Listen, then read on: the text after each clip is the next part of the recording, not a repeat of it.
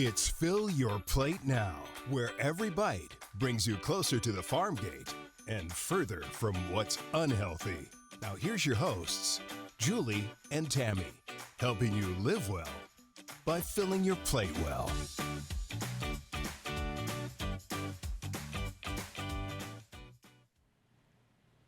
Welcome to this week's episode of Fill Your Plate Now, and I am really excited. Julie, we have an expert, one of the world-renowned experts on hydration, and what a better place to be than in the desert in Arizona during the hot months and talking about hydration. And I have a feeling I have a lot to learn, and I have a feeling I'm going to discover what I'm not doing right. So I'm excited about this because I think all of us, especially living in a desert state, like you said, we need to understand about hydration and the impact on our health. And I mean, hydration, we know it's important, but I really didn't realize how important until we started delving into this and talking to our expert today. Today we have with us Dr. Stavros Kavoras. He's a professor of nutrition and assistant dean of graduate education at Arizona State University College of Health Solutions, where he's also served as the founding director of the Hydration Science Lab. His research examines how fluid intake influences health and human performance. Dr. Kavoras is recognized among the top 2% of the world's most cited scientists over the past 5 years. He's authored over 170 peer-reviewed publications, which have been cited over 13,000 times, and has delivered invited lectures in over 31 countries. But I really think what's so interesting is current research focuses not only on optimizing fluid composition for hydration and performance, but hydration and thermoregulation.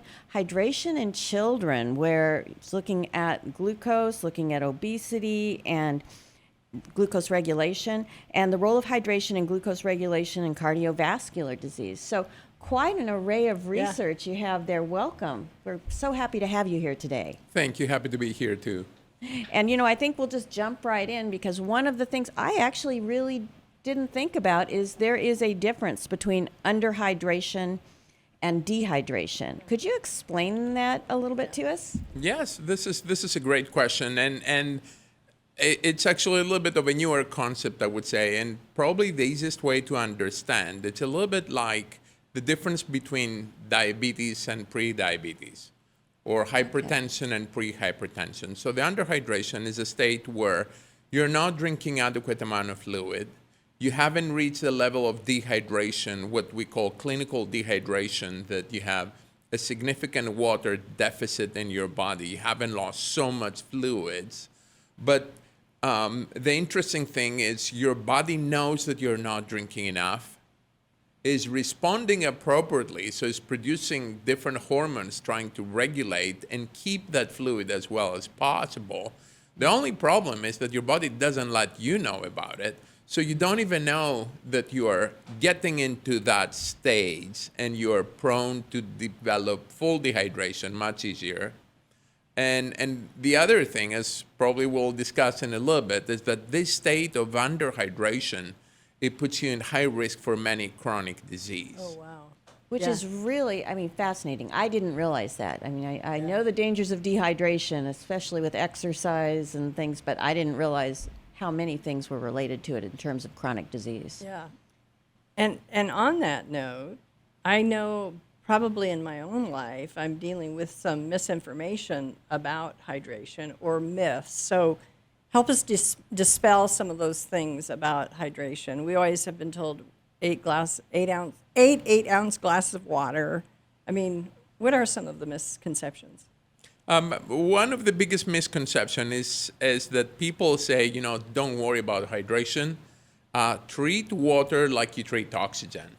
We know you need oxygen. You don't have to think about it. Your body takes care of that. You pick up whatever oxygen you need. And they're trying to make this quite rather interesting paradigm, which is really not true and not the case. So if you drink based on whenever you feel like you would like to drink, whenever you will have the urge to go and find water to drink, then you're not drinking enough. Oh. So if you rely just plain on when you start feeling thirsty and when you feel that your body needs some water to start drinking, then you're under drinking already and you're not adequately hydrated. Okay. And being in that condition, being in that state, then it develops a responses in your body that puts you in risk for many chronic disease. Wow. Wow. I know. So what would our listeners need to look for to know that they are not hydrated enough? Yeah. So the interesting thing is you start talking about how much we're supposed to drink. So I will answer your question, but give me a second to describe a little bit Sure. what is happening. And many people make the argument that 8 glasses is a random number, and somebody came up with that many years ago, and everybody's using the 8 by 8, 8 of 8 ounces glasses of water per day, which is rather complicated. So one interesting thing when you look at the dietary guidelines and what we have been instructed to consume per day to be adequately hydrated, those guidelines are guidelines like every other guideline. They're guidelines at the population level. So at population level, this is how much you're supposed to drink to have adequate intake. So people start thinking, okay, if I am 90 pounds or if I am 400 pounds, so if you have a small human that is relatively inactive and never gets exposed in the heat, even if you live in the desert, you're most of the time in your house in the AC, versus somebody who is a massive linebacker for the Cardinals that trains in the heat every day. Like, how come those two people could have the same dietary guidelines? Of course, they don't. Yes. Like they don't not for water, for every nutrient. The only difference with water is that the amount that we're supposed to consume, it's so much larger. So just to give you an example, protein, for instance, which is very important. A human being that adheres to the dietary guidelines for protein consumes about, let's say, 150 pounds of protein per year, like 70, 80 kilos. That's it, the whole year. Everything together, 365 days a year. If you do the math for somebody who drinks adequate amount of water per day, you drink about a metric ton, like over 2,000 pounds of water per year. Wow. So this is humongous difference. So Yeah. you drink a lot of water. And of course, if there is a hot day and you're outside and you have to walk and you have to exercise, etc., then your needs might be tremendously higher. So a lot of people throwing all the advices in the bucket because the 0.1% of the population could be 400 pounds, exercising in the heat for many hours every day, and they have an obscure need for water versus somebody else doesn't. So to answer your question, is the 8 glasses of water per day correct? It's very close to correct for most people, especially if you're not extremely physically active. Okay. So is it the same for everybody? It's not the same for everybody, Right. but like all the dietary guidelines at the population level, they seem to work. For men and women, it's slightly different. So for men, it's a little bit higher. It's about 10 to 12 glasses per day. And one more thing to consider about water that I'm not trying to make your life a little bit more complicated, but this is how the numbers come out. When we do the math and we estimate how much water you need, we estimate how much water molecules you need, how many grams of water, the nutrient, not water, what we put in a glass. So usually the number that people hear, it's some much higher number. That the dietary guidelines also are written in liters, that most Americans don't understand liters. So they hear 3.7 liters for males, 2.7 liters for females per day. And most people, they don't even understand that number. And then we explain it's total water intake that includes moisture from food. So you eat, a piece of cheese. You eat yogurt that has lots of water. You eat fruits and vegetables. So if you do all the math and you calculate how much people really drink and you take the 80%, it's about, for women, about 8 ounces of glasses per day. And for men, it's about close to 11, 12 glasses per day. This is total beverages. So Okay. it's not necessarily plain water. Okay. So we like to say mostly everything that goes in a glass. Oh, awesome. I'm struck too by all the research that you've done. Talk about some of the research done on hydration and some of the things that surprised you the most or might be fascinating for our listeners. So I've been working in this area of hydration science for about 32 years. Oh, wow. So I've been around for a long time in this area, and this is my main passion. This is the main area that I've been working. So there are many things that we learn pretty much every day, and the more we do research, the more we come up with questions. I like to say that water is one of the forgotten nutrients. We don't think of it that much. Some people like to think, like I was saying earlier, like oxygen. And even in large studies, people have not included in their data collection, the variable of how much water you drink per day. So they might collect how many fluids that they come with calories, but not plain water. So you don't know how much total water you drink from food and drinks.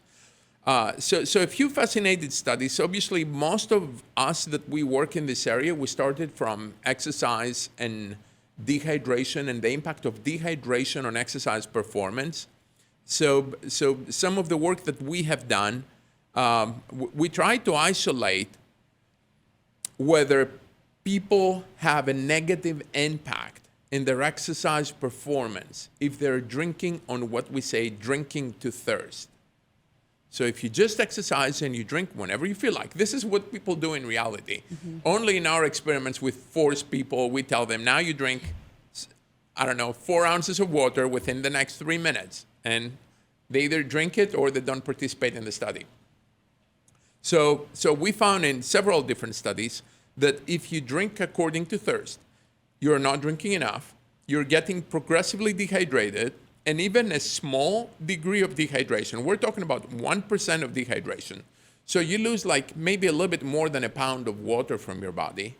Your body starts underperforming. So your heart is working harder. Your heart rate is higher. So you might be walking in the heat, and your heart rate could be 120 beats per minute, let's say, if you're well hydrated. If you're a little bit dehydrated, your heart rate starts going higher. 130, 140, 145. And also your body temperature gets higher. So we have estimated that for every pound of body weight that you lose, or body water that you lose, your body temperature is higher by about 1 degree Fahrenheit. So your body is hotter. That's why we say you have to stay hydrated when you exercise in the heat, because when you're getting dehydrated, then your body temperature is higher. And of course, the risk of developing any heat-related indices, including heat stroke and death potentially, it's much higher when you're not well hydrated. Wow.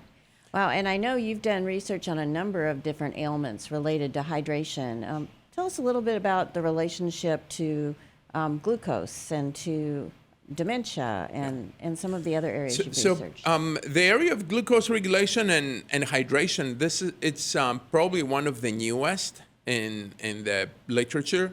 There have been about maybe a little bit more than 10 years that people start paying attention on whether what you drink, actually how much you drink, not that much whether you drink high sugar content drinks, that could be associated with diabetes, but whether you're not drinking enough fluids.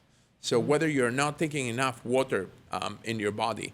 So we found that people that they consume small amount of water, they're higher risk of developing diabetes and even pre-diabetes. And if you track these people over time, you'll see that they're higher risk of developing diabetes.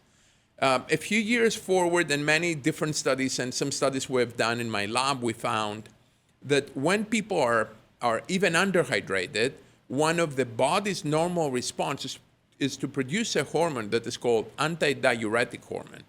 So it's a hormone that prevents your body from losing extra fluid. So when you start getting even a little bit dehydrated, this hormone goes up, and this hormone, other than preventing excessive water from urination, and it helps you also to maintain normal blood pressure, it also has an impact on how your body regulates blood glucose. So we see that your blood glucose to be a little bit higher, about 10 to 15% higher, when this hormone is elevated. Well, speak to that then, that whole relationship between hydration and diabetes a little bit more, and even maybe every individual is different, but maybe counsel to someone that's pre-diabetic that might be listening to this. What do they need to do? So staying optimally hydrated, I think it's the key message that we can say. I'm not saying that drinking adequate amount of water is going to cure diabetes, Sure. but it seems to be one of the potential players. And there is a lot of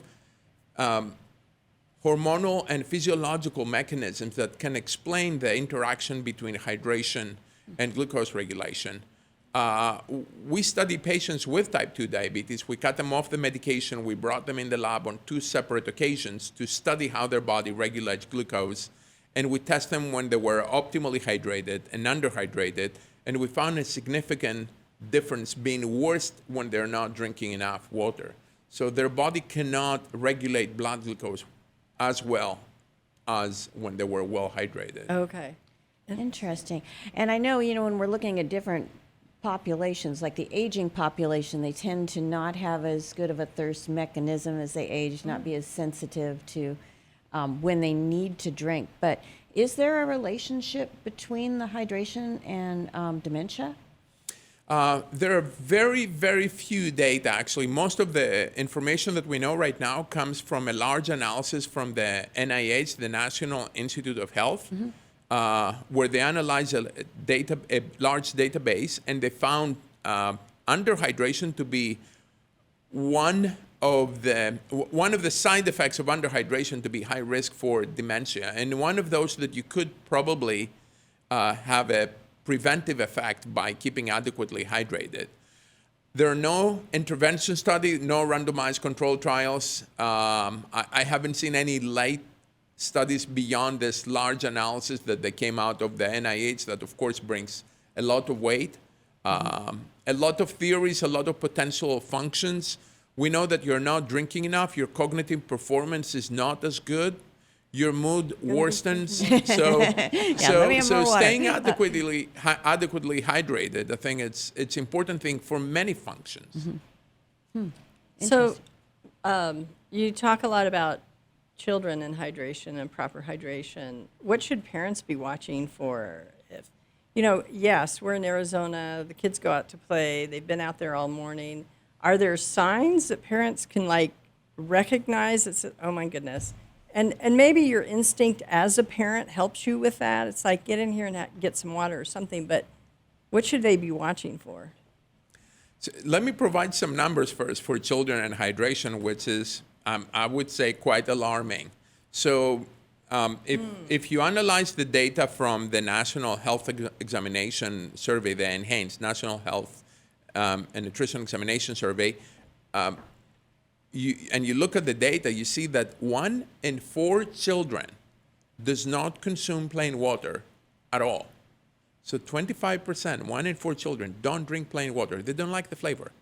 They don't like that plain taste that the water has, which is something that for some people looks normal and okay, but for others is not. Wow. So, and if you look particularly this children that they don't like to consume water, they seem to consume high levels of sugary drinks. And then you have the potential issues related to the high sugar consumption coming with drinks that are high in sugar content. Right. So this is something which is, we have to keep an eye on it. So the question is, how can you make sure the kids are drinking enough? So there are options. Water is something that we should try for kids to drink at least some amount every day. Yeah. But also there are options with drinks that they contain small amount of sugar, very small amount of sugar that is not really harmful in that level. And we did a study actually that we just published where we took children and we tried to mimic how kids play when they play on their own. Kids are not like adults. You get up, you go out, you run for 45 minutes, then you take a shower and you go to work. Right. Kids play for a few minutes and then they stop, they hang out, and then they play again for a few minutes. So they have more of this, what we call intermittent pattern in their physical activity. So we created something like that in a laboratory setting with walking the treadmill, resting, watching a little bit TV and then playing again. And we kept them in the lab for total 3 hours in a warm environment, around close to 90 degrees Fahrenheit. Okay. And in one of the experiments, we have them drinking only plain water. In the other experiment, we gave them a beverage that has very, very low sugar intake. So it had only 1 gram of sugar per serving.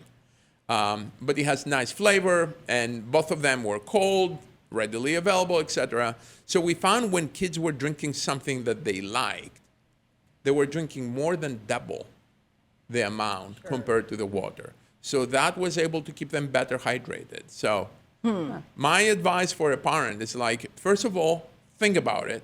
Secondly, provide something that they like. If they don't like water and you give them water, they're not going to drink water.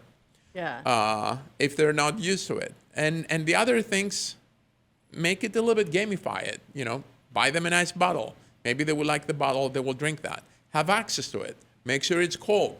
So all these things, they play, I would say, an additive effect. Yeah. Great advice, Yeah. because you had just spoken a little bit about cognitive decline if you're not getting hydrated, and if these kids are in school and they're learning and they're playing, and then sports, you said it can cause a decline in their School performance, Yeah. potentially. yeah, absolutely. And I know you've been doing some research too related to obesity. Is there a mechanism involved if they're underhydrated that triggers obesity, or is it because they're drinking sugary drinks, or what are you finding? So the obesity and hydration per se, it's something that is not very clear in the literature. Actually, we're starting a large study that we're looking at many different things, and part of it is looking on the impact of hydration on the mechanism of energy balance and metabolism. So hopefully we'll have a better answer in a couple of years from now. But there are some data indicating that people that they drink more plain water, they tend to regulate their body weight better. If we compare obese versus lean kids or adults, we find that the obese group seems to be more underhydrated than the lean group. So there are a lot of pieces of evidence. It's not very clear what is the mechanism. There are several hypotheses. There is some hormonal mechanism, etc., but it is not very clear. And muscle, it has a higher water content than fat. So yeah, I see what you're saying. There's so many different factors there that. Yep. And I would also assume that as high sugar content in a lot of our drinks, and I hear the word from nutritionists like yourself that, it's empty calories. So that could have an impact on some of that? Or am I being fair? When we do the analysis, we take that into consideration. Okay. So how many what is your caloric intake, what is your sugar intake, etc. So Yeah. it seems, I'm talking about an independent effect beyond of whether you're consuming more or less calories, more of a certain micronutrient or not. Sure. So Okay. hydration per se, independently of the total calories, seems to have an effect on body weight regulation. So what are the signs then of underhydration? So unfortunately, you don't have any really significant signs that you can see on your own. It's maybe a little bit, I want to take again the example of diabetes.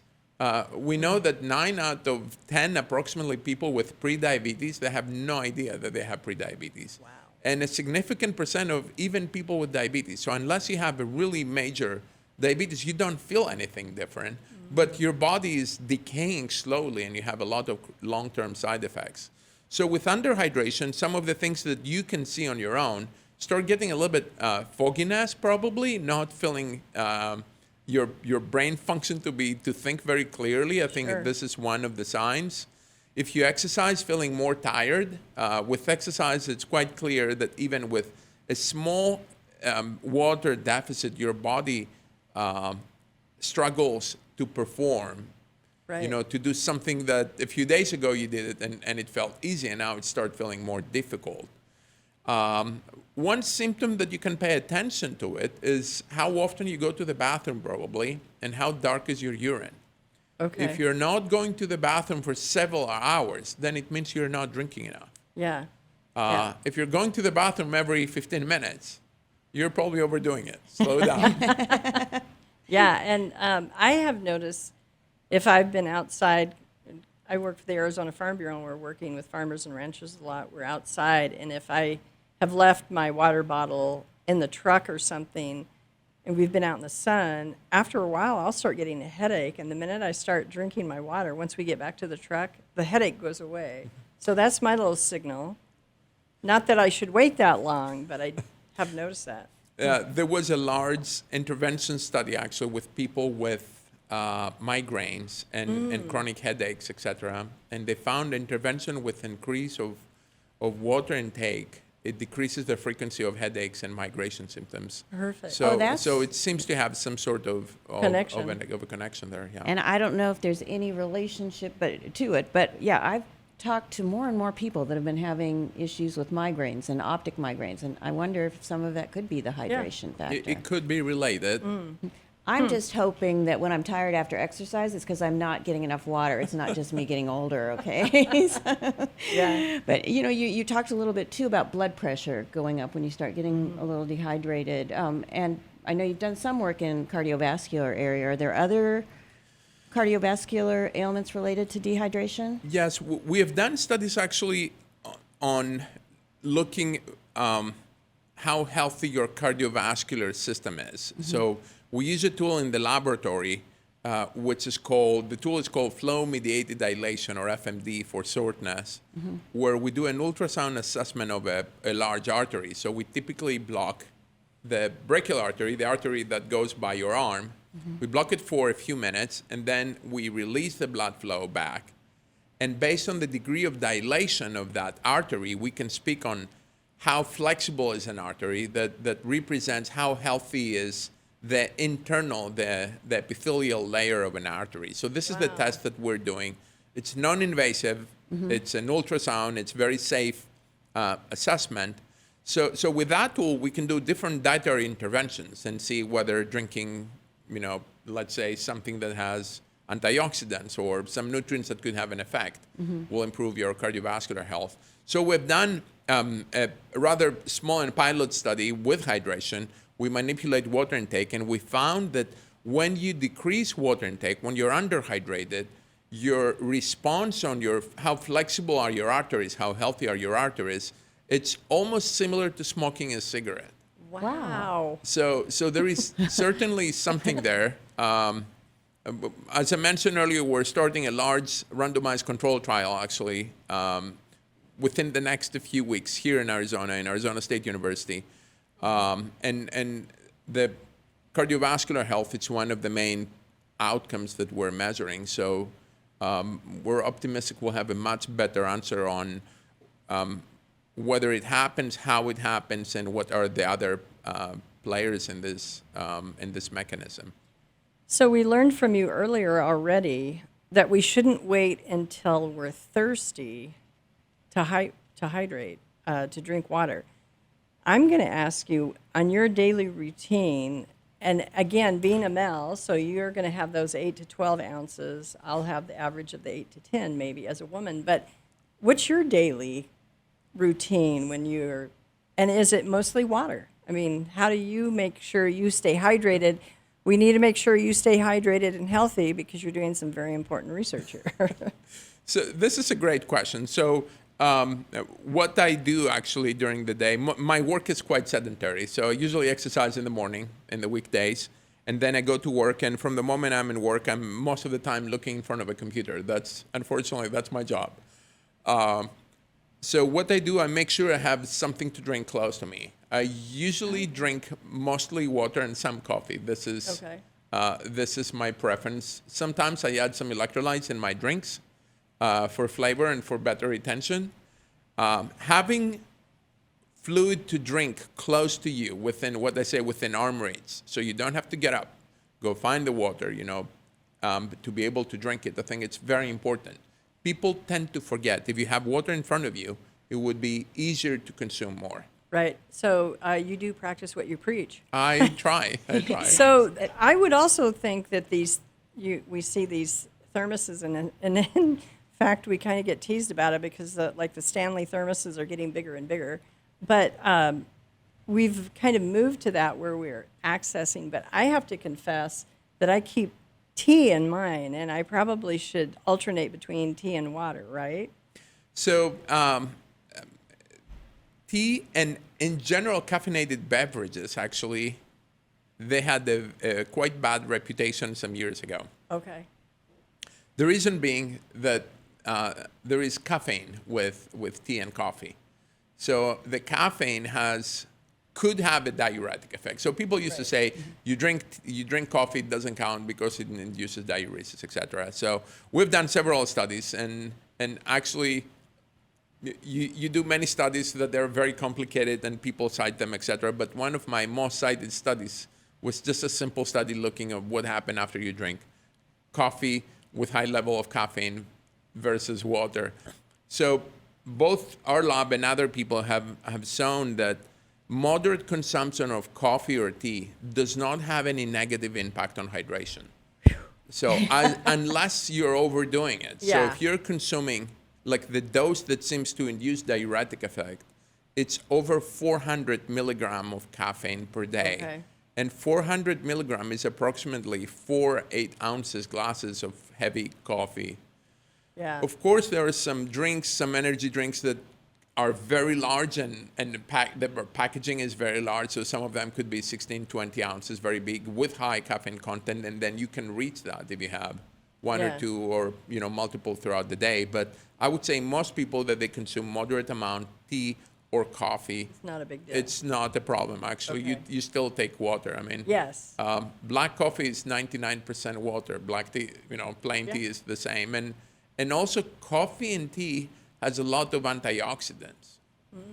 Okay. By the way, if you take people that they don't consume many fruits and vegetables and you cut off their coffee, you remove more than 50-60% of their antioxidants intake. So, Oh, my goodness. So it's, you're doing something worse than you thought. Well, and speaking of beverages, I work with the dairy industry, and we like to tell people milk is also a good hydrator because it's 90% water and digests a little slower, so it stays in your system. Are there other beverages that you recommend? Yeah, the milk is actually, it's an excellent idea for hydration and has been studied, I would say, extensively, where you see milk has, other than water that, as a scientist with hydration, we keep looking at the water content. It has some electrolytes that are very useful to retain the fluid. And it also has some proteins, and proteins have many positive effects as far as muscle growth, and some amino acids also play a role in hydration. So milk is a good idea, especially if you're thinking of rehydrating after a workout. And for years, people have been doing that. Milk as a rehydration beverage. So it is definitely a good idea. Milk and water is something that we recommend as a good base on your fluid intake. Okay. Other beverages, I think what it is important is to find beverages that you like. Because if you like something, like I mentioned earlier, the study with the kids, if you like something, you're going to drink more. Right. Just because you like it more. So my question, and I've been giving often talks to the industry of the beverage industry and water industry, is that can you make something that tastes well, attracts people to consume more, and that it doesn't come with 30 grams of sugar per serving. Right. Can you make something like that? And I think there are many options right now Yeah. that can make fluids taste better, smell better, look better, in nicer bottles, and on and on. And also there are many new novel functional ingredients that actually both my lab and many other laboratories are experimenting right now, where you can see extra hydration advantage and potentially other benefits, whether it is cognitive function, whether it is digestive health, whether it is glucose regulation, that you can have in a beverage. We drink a lot of fluids every day. We drink more fluids than anything else throughout the day. So this could be, an opportunity to enrich that with something that helps, that scratches other itches beyond hydration. And I know that you had mentioned that a lot of times you'll put like an electrolytes packet in there. So, and I think that's a good tip because, I just think it's something that's valuable. But is there anything else besides arm's reach, electrolytes, anything else about hydration that is good and practical for consumers and especially our listeners to really get ahead of the curve on this? Because it sounds like the dehydration, underhydration can create serious chronic problems down the road. Yes, I think that the other thing that I mentioned earlier, keep an eye on how often you go to the bathroom. Believe it or not, we did a study for this as well. So we measure how often people go to the bathroom, and we ask them how dark is their urine color. So we found that if you're going, for adults at least, if you go to the bathroom at least 6 to 7 times per day, and if your urine is diluted, it's almost 100% sure that you're optimally hydrated. Oh, good. Because the darker it is when it's a sign that you're not drinking enough. Exactly. Okay. So what dark urine means is that your body is producing antidiuretic hormone is in an effort to try to conserve your body fluids. Oh, wow. So like, you're not drinking enough, let me take care of this business now. So you produce antidiuretic hormone, and one of the main effects of this hormone is to increase the water from the kidney. So it increases the reabsorption of kidney, and as a response, what gets excreted, it's very concentrated. So some people might argue, like, so what's the problem? My urine is a little bit darker. It's no problem at all. So if you look at kidney health per se, which is the area that has been studied really heavily compared to any other area in the realm of hydration, we know that if you're not urinating much, it's as simple as this. You have high risk of crystallizing, creating kidney stones. If you talk to a urologist, they will say you have to pee at least 64 ounces of urine per day. To pee that much, you have to drink more than 64 ounces per day. Urinary tract infections. If you increase your water intake, the possibility of having a recurrent urinary tract infection, it decreases tremendously. Wow. Chronic kidney disease, people that they consume high fluid intake, they have significantly lower risk of developing chronic kidney disease. So especially on the renal health, the kidney health, higher fluid intake is really important. Excellent. There are so many different ailments related to hydration. And I have to say, when I was looking at some of your research, too, you did some research with Danone. Correct, yes. Was it related to microbiomes, or is it No, actually, hydration? Danone is also interested in water because they're also selling bottled water. They're one of the largest bottled water companies in the planet.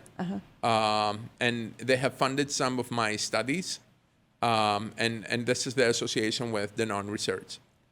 Cool. So give us your 3 tips for our listeners. And I already have them lodged in my head, but what are the 3 overriding tips for us to walk around this planet Earth well hydrated? Keep water close to you. Okay. If you work in an office, you don't have to carry 64 ounces thermo jug, I guess. You can refill it. I mean, this is probably what you said earlier. It's probably an exaggeration. If you're out and about, I guess you might need to carry that. So first tip is have something to drink close to you. Second tip, find something that you like. And third tip, pay attention to how often you pee. I said the 6 to 7 times. If you do the math, how many hours you are awake, you're supposed to pee every 2 to 3 hours. Oh, wow. Okay. So if you don't, you're not drinking enough. Yeah. So keep an eye on how often and look at the urine color. I remember when my kids were little. Now they're adults, they're grown-ups. I talked to them about this. We have in the laboratory urine color charts that we use for different assessments. And I remember my kids will go to the bathroom, we'll come back, and then we'll be like, today it's good, or maybe I need to drink more water now. So it's not that hard. It's not rocket science. Awesome.